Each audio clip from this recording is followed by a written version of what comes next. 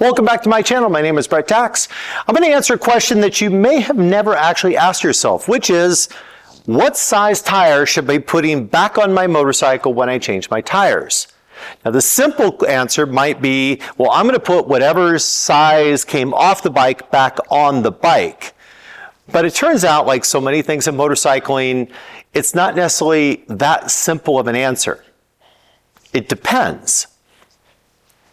When we're looking at the sizing on the tire, what you end up with, and the three tires I have here are all the same size. They're all 150, 70, B, 17. Now what this is, and your tires may be a different size, but the ratio, the way this works is the same. So 150 is the one we're going to focus on. That's 150 millimeters wide. The 70 is an aspect ratio of how tall the tire sidewall is in relation to the width of the tire. The B just tells me that these are bias ply tires, and the 17, well, that tells me the rim diameter. The two things that we have the most control over is changing the width of the tire and whether we go with bias ply or radial. This is another discussion. So let's focus on just the tire width. If we decide that whatever the tire width is from the manufacturer is what I want, well, there's a problem with that. These tires, all three of them are 150, 70, 17, but they don't necessarily actually measure the same. This is a Tkacs Enduro Trail, which is one of my all-time favorite tires, but also it runs narrow. If I measure this tire at the carcass, it's only 131 millimeters wide. That's where most of the manufacturers are going to measure the width of the tire. And if I measure at the outer edges of the trim, when it's mounted on a 4.25 inch rim, it's still only 145 millimeters wide. And the carcass itself is still around 140.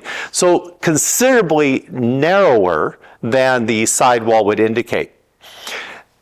The Bridgestone AX41 Adventure Cross is a true 150 millimeter tire. This measures 150 at the carcass and 151 at the outer edge of the tread. The Tkacs, the Tractionator Adventure, it's a larger than sized tire. So it says it's a 150, but the outer edges of the carcass measure off at 155. The outer edge of the tread measures at 158. It is significantly larger than this Tkacs, even though all three tires say the same size. So if your whole thought was, well, whatever came off the bike is going to go back on the bike, I still have to ask the question, what model and what brand tire are you putting back on the motorcycle? Now, the other thing to keep in mind here is, let's just talk about manufacturer's choice as far as what they start with. The manufacturers, when they sell you an adventure motorcycle, they know that the majority of those riders are going to spend most of their time or all of their time on pavement, and they sell them with a tire that is going to, one, help sell motorcycles, and two, give them good on-road performance. What I mean is, when we think about what helps sell motorcycles, a big fat tire helps sell motorcycles because most riders still believe that a bigger tire means more contact area, and more contact area means more traction. And there's a lot of flaws with that mindset, but we won't go there. That's a whole different video. If you look at as an example, the R1250 GS, it comes with a 170 and it's on a 4.25 inch rim. If you look at the Desert X, the Ducati, it comes with a 150 and it's also on a 4.25 rim. Turns out that that's the range for a 4.25 inch rim, is 170 to 150 as far as the tire width. So either one of those is actually properly fitted. So at this point, we now get to make a choice as a rider. Do I want to go with the largest or widest tire, or do I want to go with a narrow tire? And that depends on the performance characteristics and what you're looking for that tire to do for you. And that's how I come back to this. Well, it depends. What are you trying to accomplish? Thank you for watching the channel. And if you really appreciate this content and the fact that it's not a sponsored channel, please take a moment just to say thank you through YouTube, join me on Patreon, or even better yet, come out and take a class with me. Now, back to the video. Since you're watching my channel, I'm going to assume that you're an adventure rider and you're looking to go off-road or off-pavement and you want to improve the performance of your motorcycle over what the OEM tire was. In that case, with rare exception, I'm going to recommend going with the narrowest tire you can that properly fits the rim on your motorcycle. And here are the reasons why. When you switch from that OEM tire, which is most likely going to be more road focused than not, when you go to one of these knobbies, you're going to probably end up with a more sturdy built tire, which has more material. It's going to be heavier. It's going to weigh more. So by going from that wider tire to a narrower tire, you're going to help control some of that performance loss of running a heavier tire. A heavier tire means you have more reciprocating weight, which means that your acceleration, your braking, and your tip-in speeds are all going to be reduced. Also, because you have more weight, your unsprung weight on your suspension is not going to work as effectively. If you're in a perfect world, then you're actually going to shave weight by going to a narrower tire and improve all of those different performance characteristics. The other thing that I look at when I'm thinking about going off pavement and off road is what kind of traction patch do I have? What does it look like? Not how big it is, but what does it look like? Because going to a narrower tire does not reduce the amount of contact area, but it changes the shape. Here's some examples of footprinting, and this is from an experiment I did where I was measuring air pressure and how changes in air pressure affect the footprint of a motorcycle. And that video is available. You can just click on it here.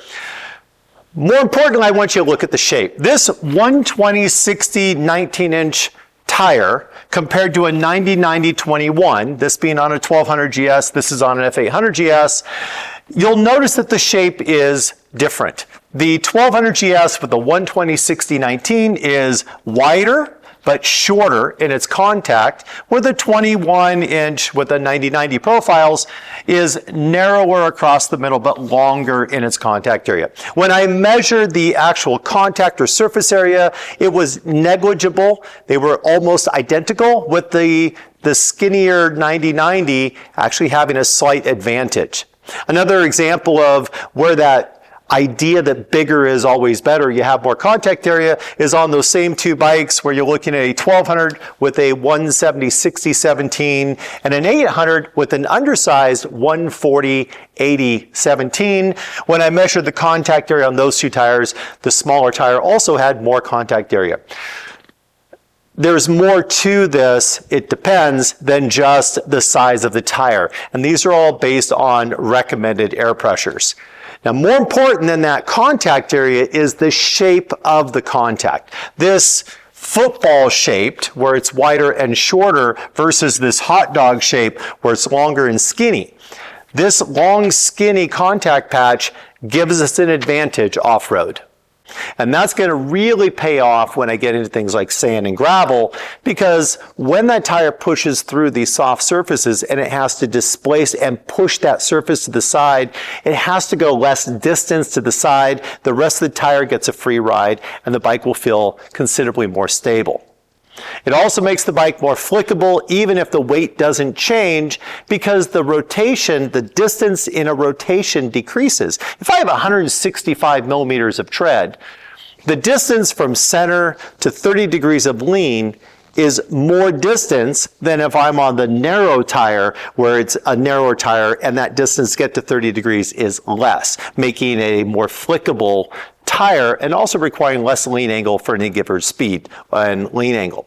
So that's why I'm generally going to always sort of lean towards that narrower tire, because for me, I'm less concerned about the look of a big fat tire. I'm more focused on the performance of that tire, and I want better on-road performance. I want better off-road performance. The one place that a big wide tire may have some advantage to you is if you're road touring, because that larger tire and more rubber may provide you slightly longer life or distance out of any given tire. That'll be nullified in cost because a smaller tire or narrower tire generally cost less, but you will potentially get more distance out of any one given tire if you're going with a larger tire. The other place where a large, wide, fat tire might give you some advantage is if you have a knob and you're into some situation where you are strictly paddling, where there is no actual friction traction available to you. This might be bottomless dry sand where you're actually using the surface area of the knob to push, and because you have more surface area from pushing, you would actually gain more traction. The reality is that is extremely rare for most of us as riders, and the advantages do not generally outweigh the overall advantage of going with a narrower tire. So that's my thoughts on what tires to run and the reasons behind my recommendations. I really appreciate watching the channel. Please feel free to leave comments. Tell me why I'm right, tell me why I'm wrong, ask more questions, and remember to smile while you ride because attitude matters.